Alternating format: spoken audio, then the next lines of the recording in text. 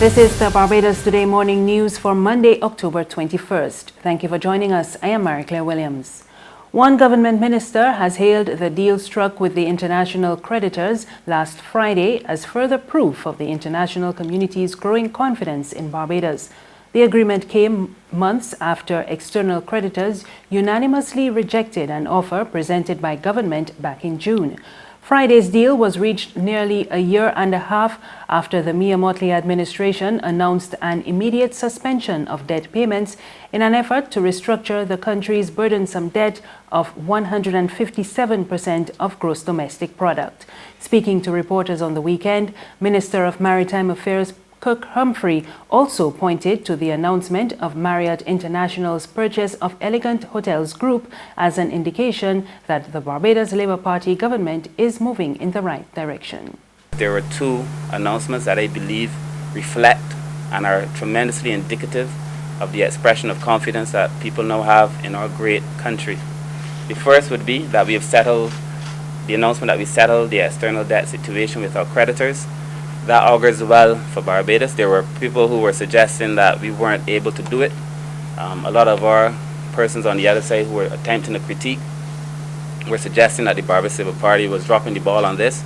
Clearly, we've been able to settle it. We've been able to settle it in a way that reflects that we've been committed to purpose, and it preserves the interest, it preserves the integrity, and it will be for the future of all Barbadians. I believe in settling that situation. We've done very, very well. And that is one of the pronouncements that I believe reflect the expression of confidence. The other would be that in the last 24 hours as well, you would have heard that Marriott has invested $260.2 million Barbados dollars into this economy by purchasing Elegant. That again is a reflection in the way that we've governed the country. And there are many other examples.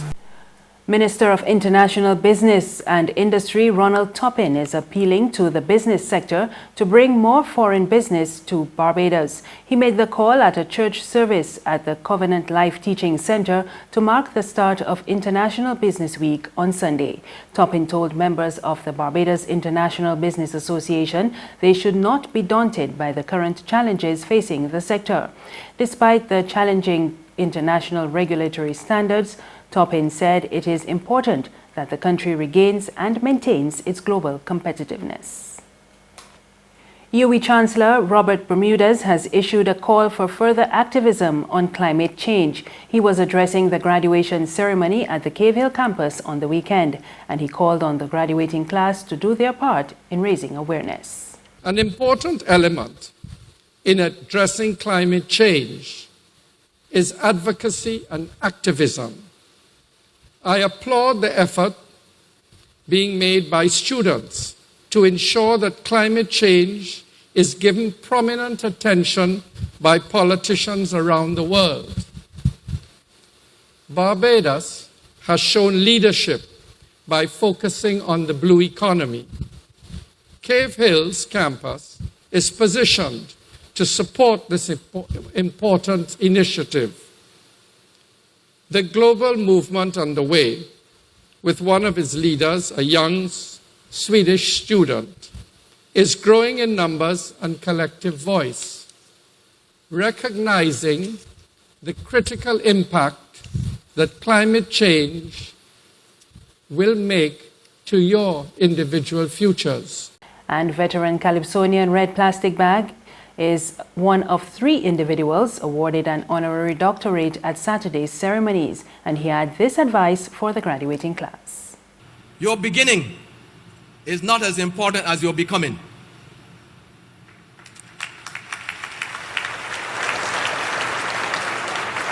Your income, not as important as your outcome. Wealth is not only financial, it can also be spiritual. Belief taught me that. Belief was the diet that filled me for my entire life. Dr. Martin Luther King Jr. said, "Out of a mountain of despair you can hew a stone of hope." I also hold steadfast to the belief that is not what you have achieved for yourself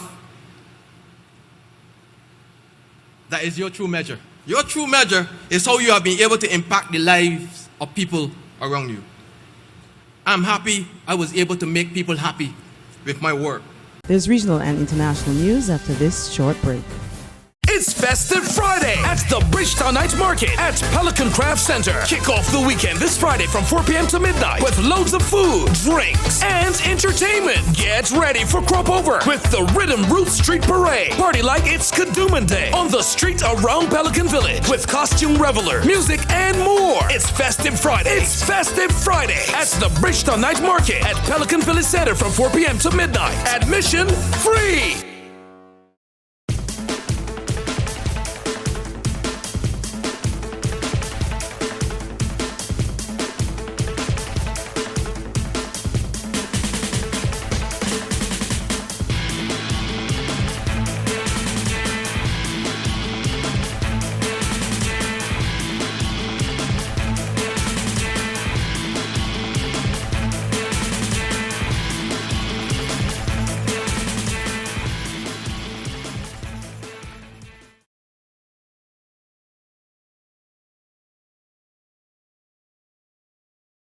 Thank you for staying with us. We're back with news from the region. Trinidad and Tobago's Prime Minister, Dr. Keith Rowley, says there was a plot to assassinate him ahead of the general elections in 2015. Dr. Rowley made the revelation at a post-budget meeting of the ruling People's National Movement and says he was not the only one targeted. That on 2 occasions, they hired a killer to kill me. The first killer refused and determined that somebody has to know this and went and told a government official. The government official came and told us. We told the police. We have been accumulating the evidence through the legal channels and they know that.